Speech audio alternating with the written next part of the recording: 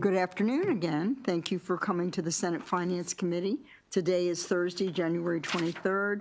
We're going to hear 3 bills, and the first bill is Senate Bill 228, Limited Line Credit Insurance Qualifications of Applicants. And Mary Kwai is here from the Maryland Insurance Administration, I think. I saw her here. There we are. Thank you.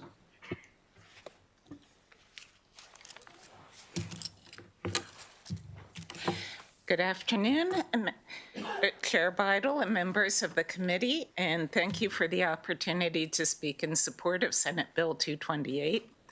I'm Mary Kwai. I'm the Associate Commissioner for Market Regulation and Professional Licensing at the Maryland Insurance Administration. Credit insurance is intended to make payments or pay off a loan if you qualify for benefits under the policy. Producers can obtain a limited lines license to sell only credit insurance. It's not something that is normally sold by full lines producers. In order to apply, the applicant must complete a course approved by the insurance company. And currently, the course must be approved by the commissioner in advance, but there are no standards for approval or disapproval. The proposed changes would eliminate the need to file for approval in advance and instead impose record retention requirements so that the MIA can examine the course materials later and obtain documentation to ensure that the companies and the insurance producers have complied with the law. This would relieve carriers of the requirement to file course materials in advance and would allow the MIA to conduct efficient regulatory review through market conduct or producer enforcement actions. So we urge a favorable report.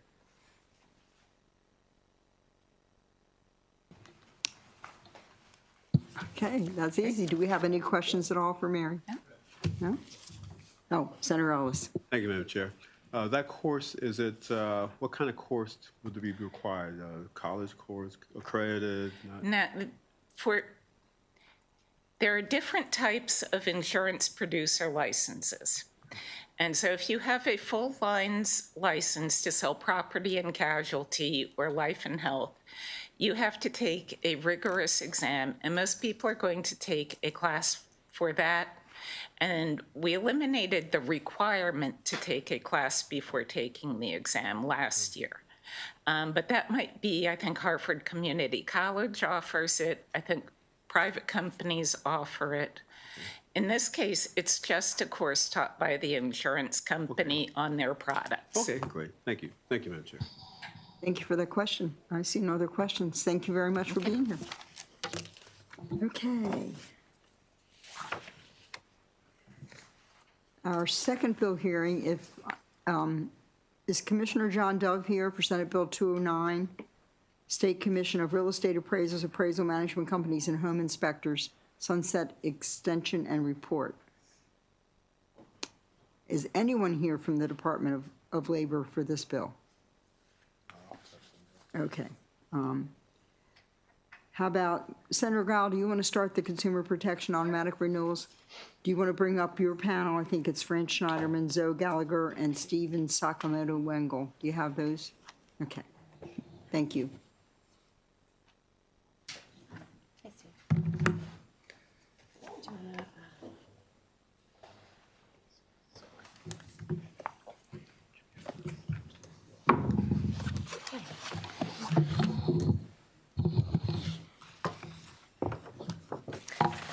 Right.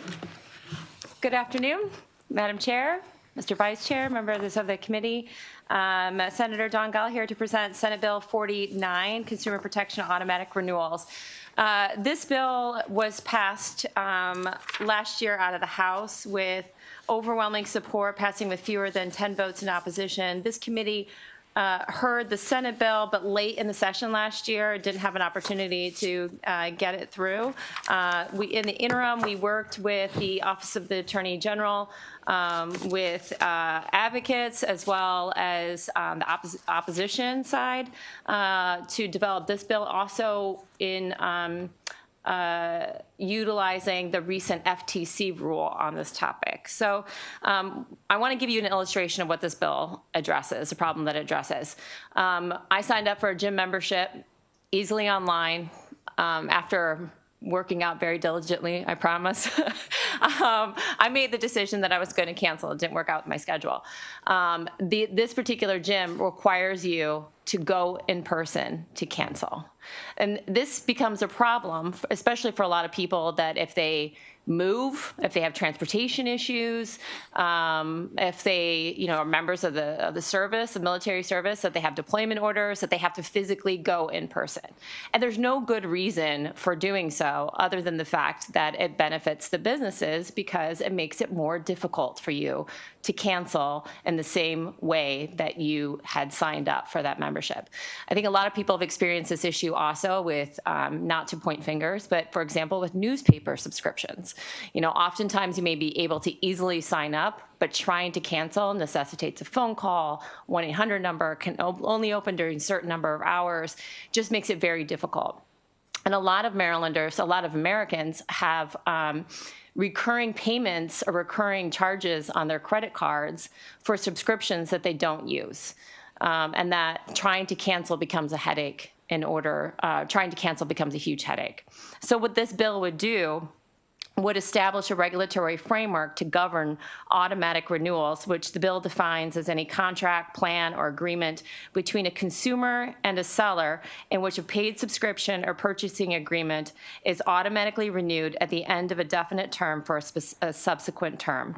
Violation of the bill is an unfair, abusive, or deceptive trade practice under the Maryland Consumer Protection Act, subject to civil and criminal penalty provisions. In numerous instances, consumers are exposed to unfair, abusive, or deceptive trade practices in which there's a subscription or purchasing agreement is renewed. In fact, an entire industry has popped up to help consumers identify unwanted subscriptions and help them to opt out. The market for these services demonstrates the need for this bill. While intentional or not, this bill looks to improve consumer knowledge, disclosure, and transparency of transactions involving subscriptions or purchasing agreements. To provide some specific details, the following are included in the bill. First, require that consumers are provided with the terms of the offer in a clear and conspicuous manner before the subscription or purchasing agreement is fulfilled and in visual proximity to, or in the case of an offer conveyed orally at the same time as the request for consent to the offer.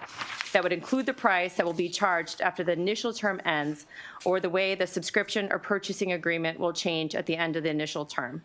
It also present consumers with an easily accessible disclosure of the methods that the consumer may use to cancel the automatic rule. So let them know how they can go about easily canceling and allow the consumer to terminate the offer in a manner that does not delay, hinder, or obstruct the consumer's ability to terminate the automatic renewal.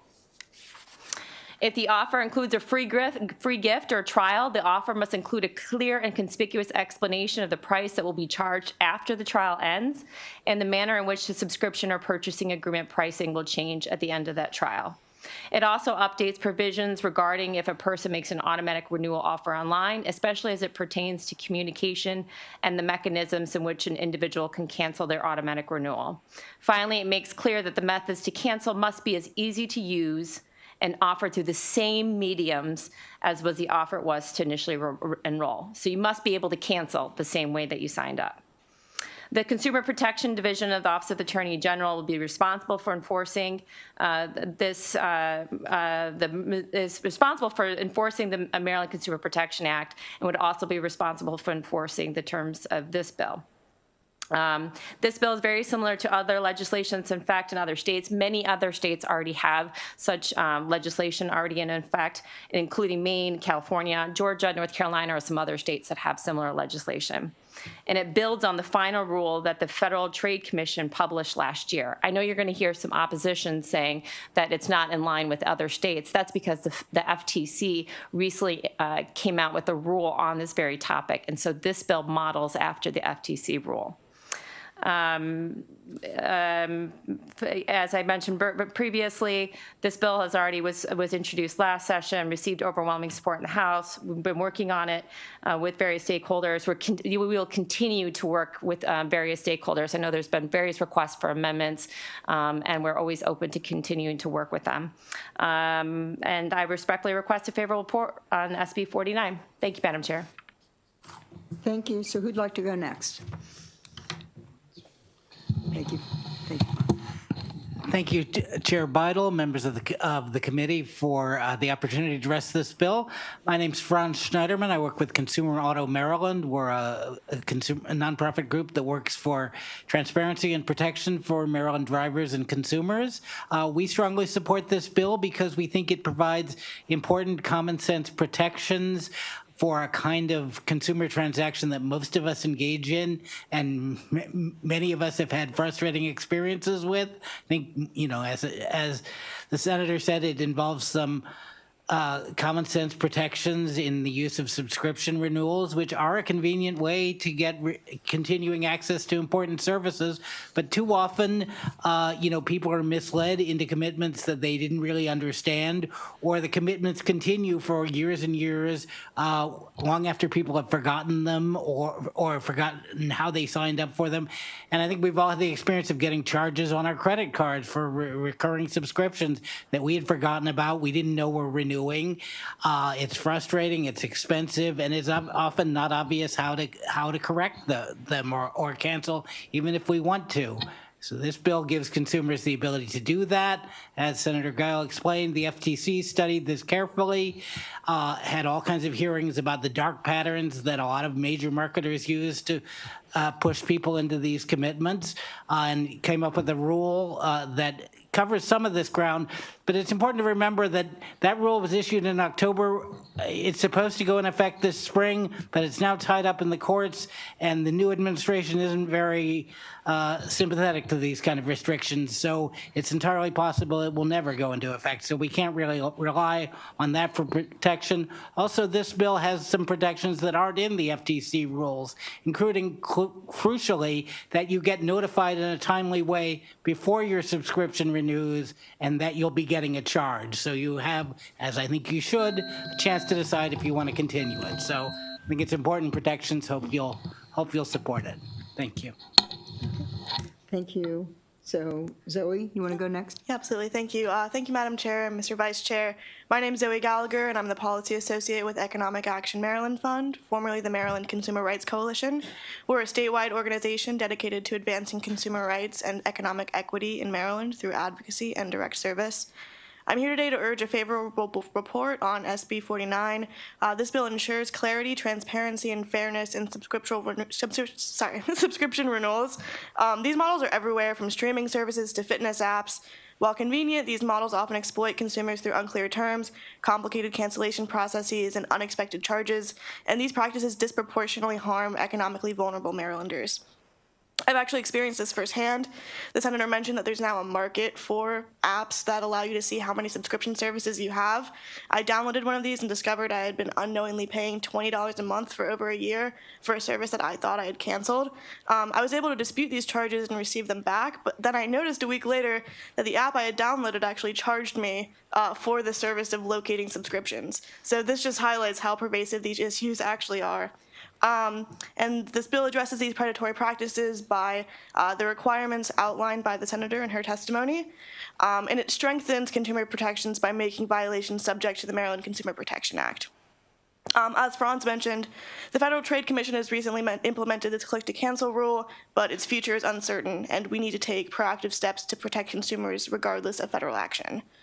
The cost of living is continuing to rise, and Marylanders can't afford to be misled into paying for services they don't want or can't use. This bill empowers consumers, strengthens accountability, and ensures fairness in the marketplace. For these reasons, I respectfully urge a favorable report. Thank you. Good afternoon, Madam Chair, Mr. Vice Chair, members of the committee. Steve Sakamoto Wengel on behalf of the Consumer Protection Division of the Attorney General's Office. I'm here in favor of Senate Bill 49 with an amendment. I believe the sponsor, as well as the prior witnesses, explained the need for the bill and what it does. It basically makes sure that people who are renewing contracts make an informed decision to do so by making sure that they're aware when their contract's renewing, what the terms will be, or if they are in a free trial offer that converts to a subscription, that they're aware of that as well, and that what they'll be paying and when. I also note that the sponsors, Senator Guile here in the Senate, as well as Delegate Pruski in the House, made extensive efforts to address the concerns that were raised by stakeholders in this bill, and quite a number of amendments were made between last year's bill and this year's bill in order to do that. The amendment that we are seeking is to reinstate the private right of action under the Consumer Protection Act. The division has limited resources. If we're the exclusive enforcer, then it's unlikely that most consumers would be able to get redress for violations of the Act. We can't represent individual consumers. We can only bring so many enforcement actions. We do try to resolve complaints through mediation, but if that mediation effort is unsuccessful, that means that the consumer would have no redress. So we would encourage reinstating the private right of action under the Consumer Protection Act. So with that, we urge a favorable report. Thank you. Thank you. Do I have any questions for this panel or for the senator? I see no questions. Thank you. Thank you.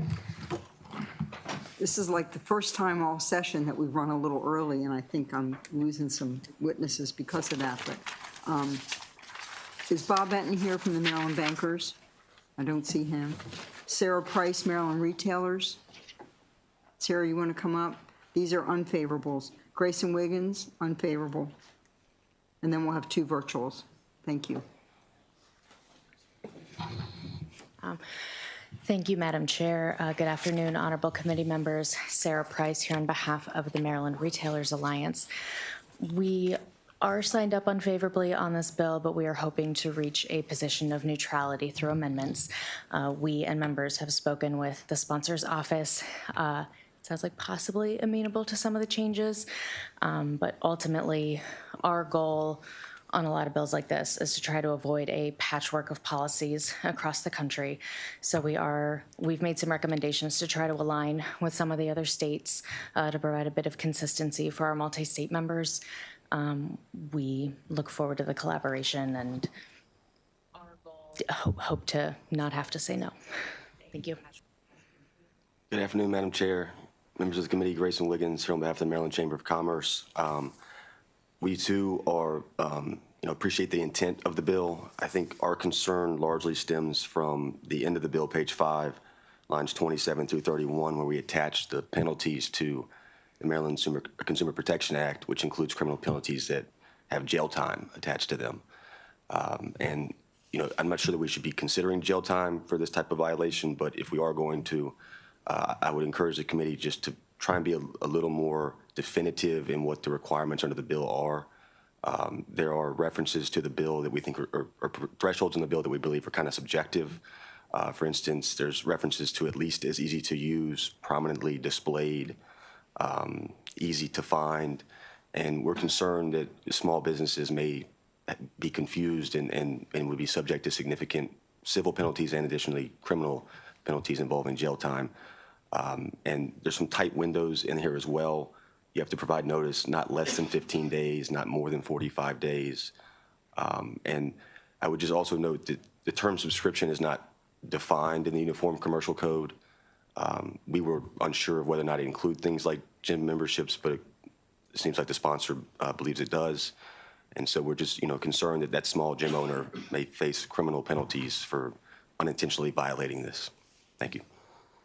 Thank you, Grayson. Do I have any questions for Sarah or Grayson? Thank you both very much. Thank you. And now we're going to go back to Mr. Anton. He is favorable with amendment.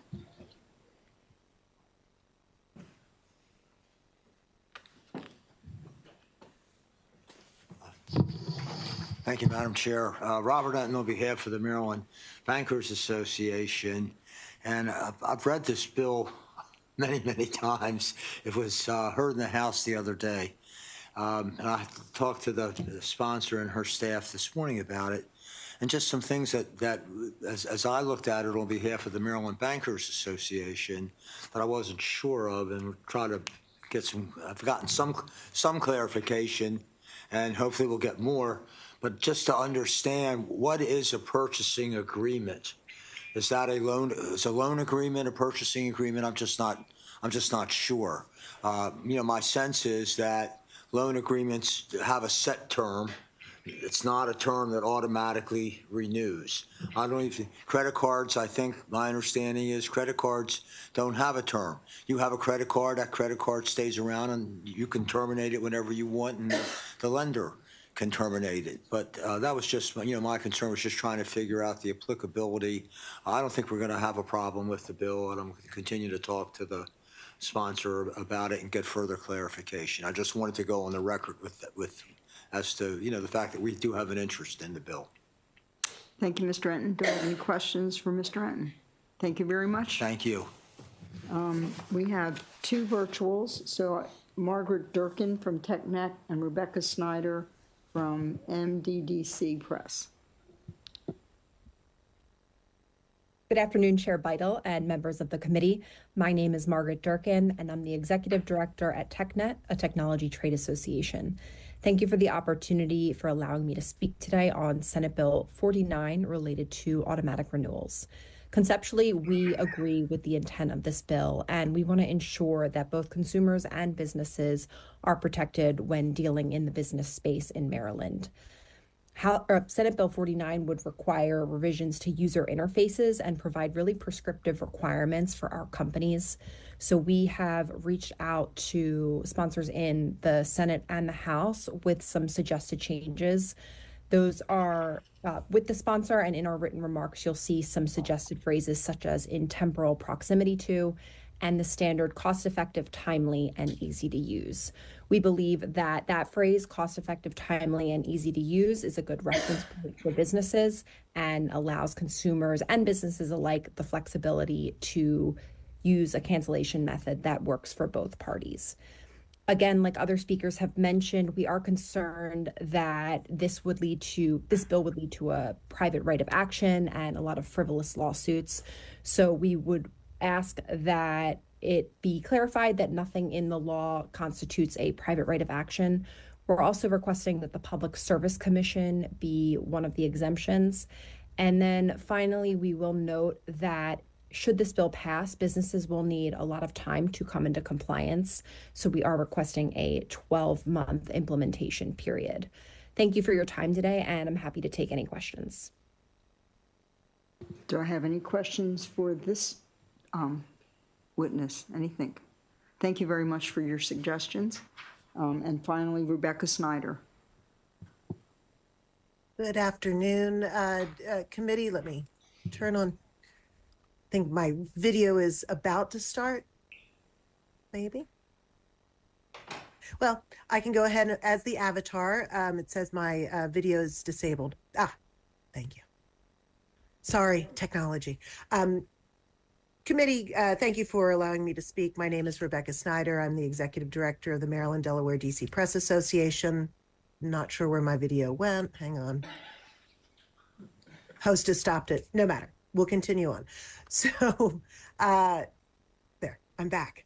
The Press Association, our members do offer subscriptions and auto renewals. We are looking for this bill to conform to what we're seeing in other states. Our testimony had some specific suggestions, some of which you heard from Margaret and others. The timely cost-effective, timely, and easy-to-use phrasing has been found in New York, in Illinois, and Virginia, and we just want to make sure that the statute conforms to make it easier for both consumers and businesses. We also believe on page 3 in line 5 to insert reasonably before delay, hinder, or obstruct the consumer's ability to terminate the automatic renewal.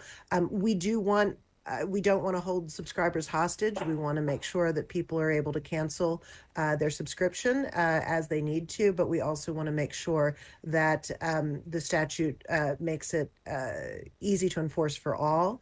And we also want to follow the FTC. You know, the rule that was passed in 2024 is under litigation. We do feel like the whole section on page 3, lines 20 through page 4, line 17, if that were curtailed, that could sidestep the litigation and arguments in the FTC until that is finalized.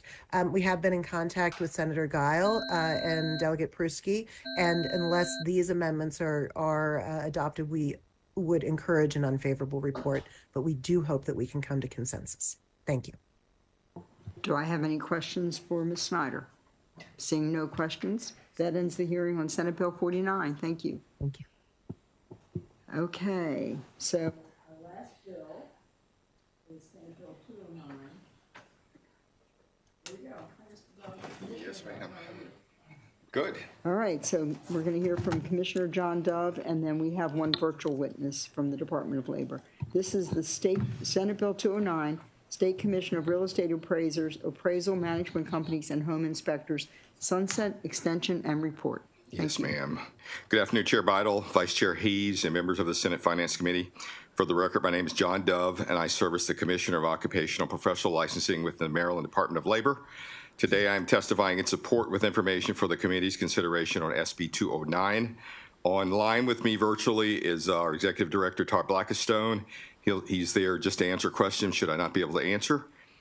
It is necessary to extend the State Commission of Real Estate Appraisers, Appraisal Management Companies, and Home Inspectors in the Department of Labor to protect Maryland citizens who are licensed to provide real estate appraisal or home inspection services for their livelihood, protect prospective purchasers and sellers of real property, protect lenders who rely on such services in related transactions, and to comply with federal law requiring that all states implement an appraisal licensing program in accordance with federal requirements.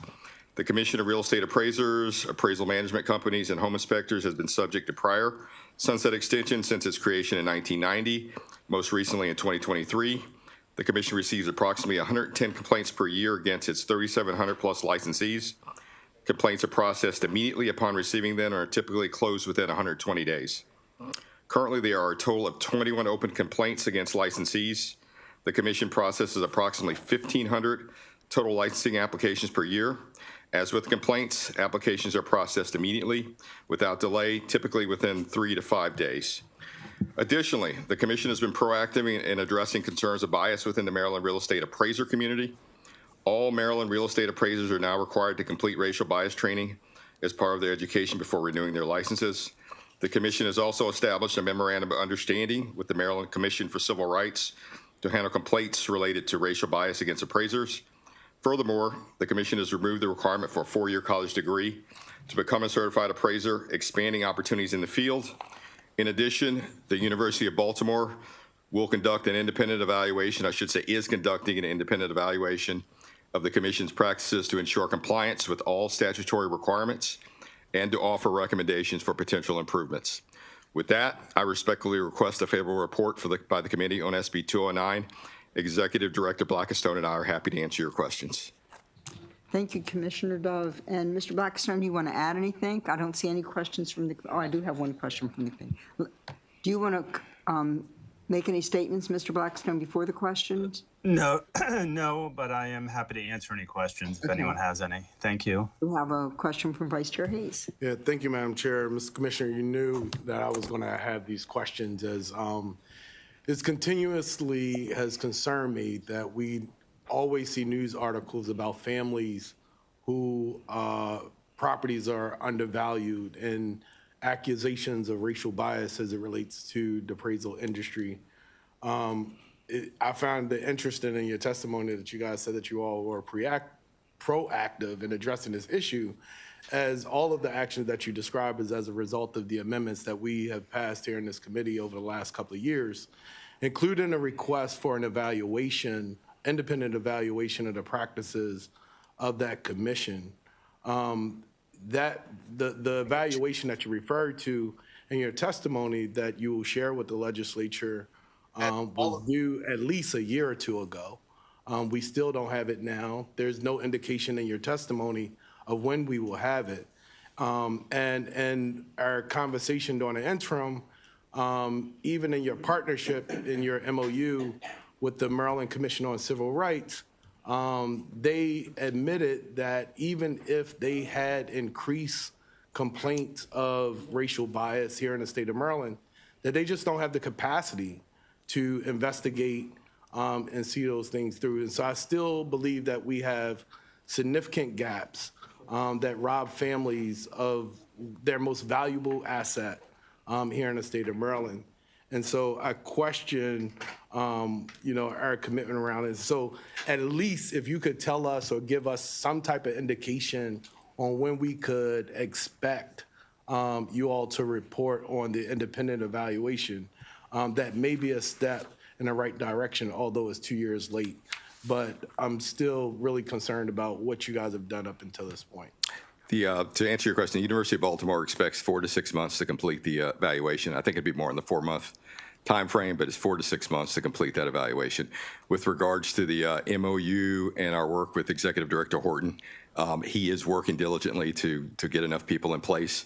I don't know if he'll ever have enough pins to, if we do get a surge in volume. So far, we have one case that we're still investigating or waiting for them to finish their investigation on. As the word gets out that we're actually able to investigate these through the Civil Rights Commission, then I think those complaints may grow considerably, and that's where we'll need the resources. But isn't it true in the history of the commission, you guys have never sustained a case of a complaint of racial bias? As far as I know, that is true, as far as I know. Thank you. I don't want to take any more time, Madam Chair, but this continues to raise concern as we continue to just go ahead and keep. But I understand the need of the sunset, and so I have more questions offline. Thank you, Madam Chair. Thank you, Mr. Vice Chair, and I know this is an important issue, and particularly to you, so happy we could hear. And I just want to mention a personal privilege to Commissioner Dove. Your lovely daughter was with us on the floor of the Senate today. She's really enjoying her time here in Annapolis, so thank you. Thank you so much for sharing her with us. All right, thank you. Thank you. That ends the hearings of the bills today. We are going to take a couple-minute break and come right back and vote. Thank you.